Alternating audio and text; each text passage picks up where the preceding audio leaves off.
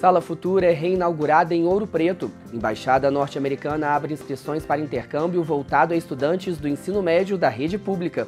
Confira as opções para o fim de semana na nossa agenda cultural. E na entrevista de hoje nós vamos falar sobre o Escola Sem Partido, um projeto de lei que vem gerando polêmica.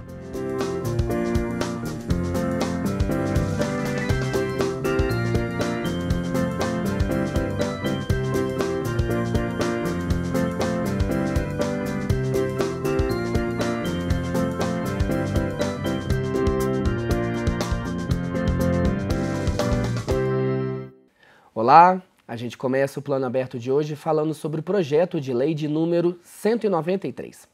Um projeto de lei em tramitação no Senado vem gerando polêmica. É o Escola Sem Partido, de autoria do senador Magno Malta, do PR, Partido da República do Espírito Santo. O projeto propõe a neutralidade política nas escolas, sob a alegação de que as instituições educativas não devem ser um espaço para doutrinação partidária, ideológica ou religiosa. A proposta altera as bases da educação nacional. De acordo com o levantamento do portal Educação e Participação, cerca de 20 estados têm projetos de lei semelhantes. E para falar mais sobre o assunto, eu converso agora com o professor do Instituto Federal do Sudeste de Minas Gerais, Fábio Bezerra. Professor, muito obrigado pela participação aqui no Plano Aberto. Olá a todos que nos assistem. Professor, além dessa neutralidade política imposta aos professores, quais outros pontos o projeto aborda? O projeto, a priori, parece ser muito bom, mas eu costumo brincar e dizer que é um lobo em pele de cordeiro, que é um conjunto de subterfúgios e falácias, mentiras, inverdades contidas nesse projeto. A primeira delas, já existem mecanismos eficientes em todas as superintendências e secretarias estaduais de ensino de controle de qualquer tipo de abuso, assédio por parte do educando em relação ao educado. Então, esses mecanismos eles são eficientes.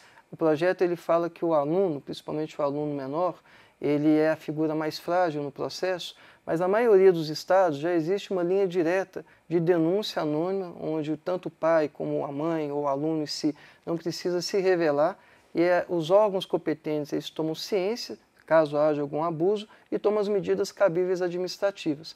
Por que então, já que já existem esses instrumentos, já existem esses mecanismos, por que então esse projeto veio à tona?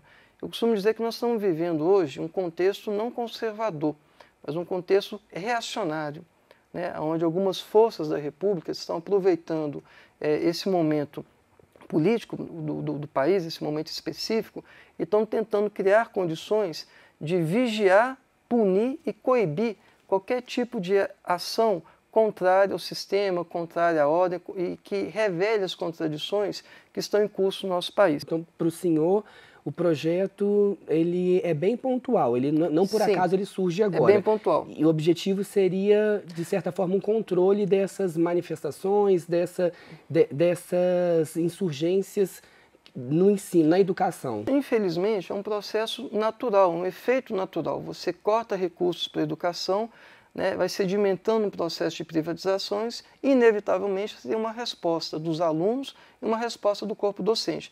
Mas vamos lá. Primeira questão colocada é que o projeto ele parte de um espectro, de uma doutrinação.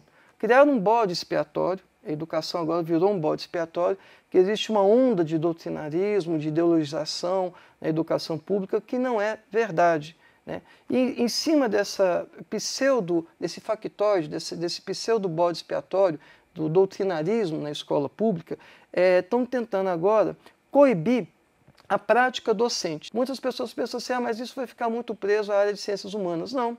Eu, enquanto professor de física, se for ensinar, por exemplo, a teoria mecânica de Galileu e resolver, para poder configurar um pouco melhor aquele processo histórico, contar sobre a vida de Galileu e dizer que Galileu foi perseguido pela igreja, falar sobre a Santa Inquisição, né? Se tiver uma pessoa ligada a uma corrente fundamentalista ali na região contrária a esse tipo de interpretação, ele pode usar a lei para poder cercear um debate legítimo e importante em relação à historicidade do desenvolvimento da ciência. Como que seria essa fiscalização caso o projeto seja aprovado?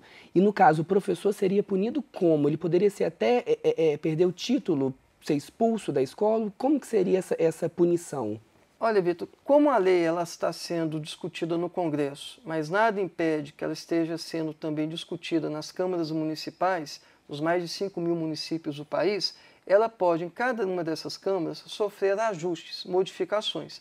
Nós já sabemos, por exemplo, que em algumas cidades onde ela foi aprovada, já existe um indicativo da punição, que pode ser desde um afastamento temporário do docente, que já é uma forma punitiva extremamente desgastante, né? Até mesmo a punição máxima, que seria o processo demissionário.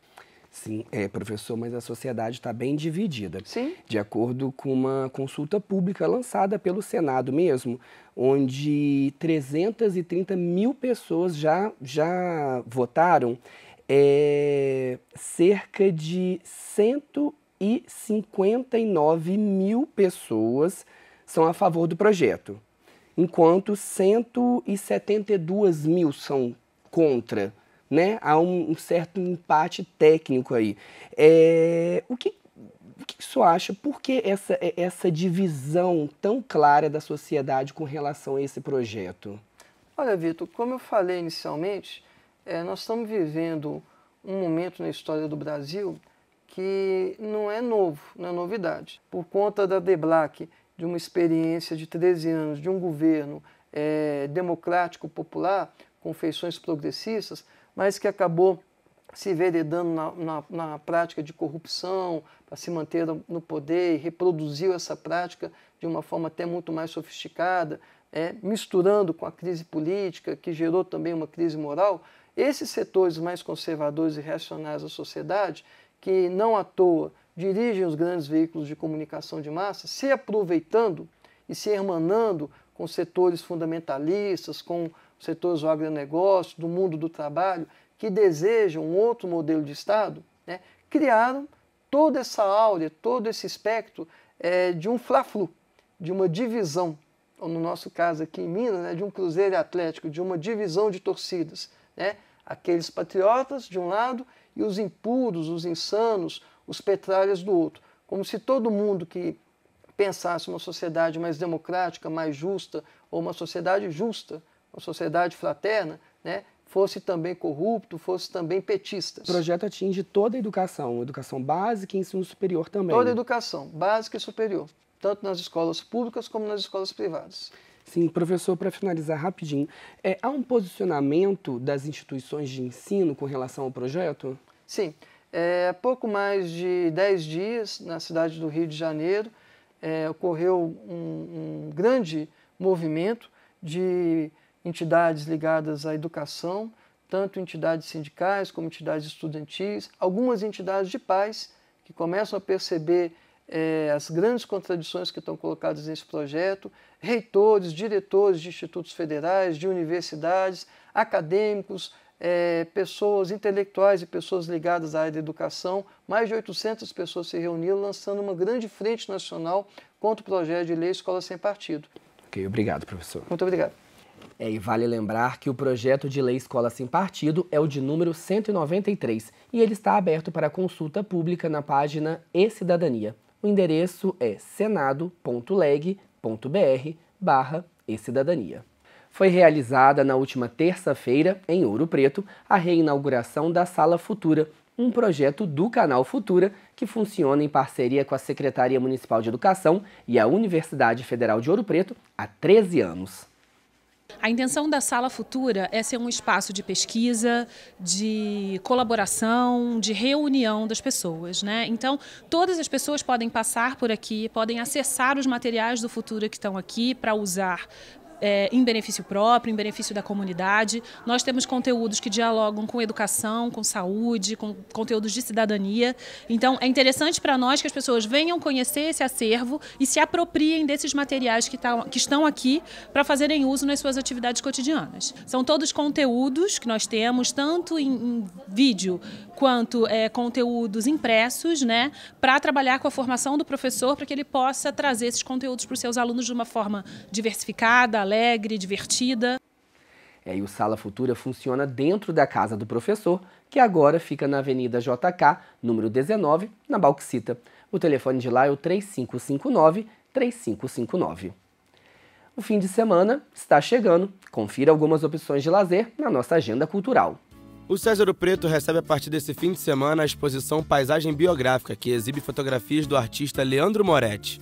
A mostra fica disponível para visitação de segunda a domingo, de 9 da manhã às 7 da noite. No sábado, o Cine Vila Rica apresenta a Mostra de Cinema Nacional com os filmes O Homem que Copiava e Carandiru. As exibições começam às 6 da noite e a programação é gratuita, mas é preciso retirar o ingresso na bilheteria do cinema 1 hora antes da primeira sessão. E a Galeria de Arte do GLTA recebe a partir do sábado a exposição Tom, Tonalidade do Olhar Negro, dos artistas plásticos Negro F, Anata Rodrigues e Lelo Black. A visitação pode ser feita de segunda a sábado, de 9 da manhã ao meio-dia e de 2 às 6 da tarde.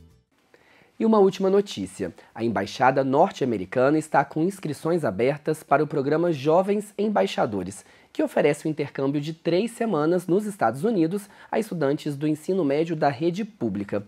Para participar, é preciso que o aluno tenha entre 15 e 18 anos, pouca ou nenhuma experiência no exterior, boa fluência oral e escrita em inglês e esteja atualmente engajado em alguma atividade de responsabilidade social, voluntária, por pelo menos 12 meses, que não precisam ser contínuos. As inscrições podem ser feitas até o dia 19 de agosto pelo site jovensembaixadores.org/2017. E nas próximas semanas, quem vai estar aqui no Plano Aberto com você é o repórter Felipe Barbosa. Eu tô saindo de férias, mas volto no dia 23 de agosto. Então, obrigado pela companhia e até o próximo encontro.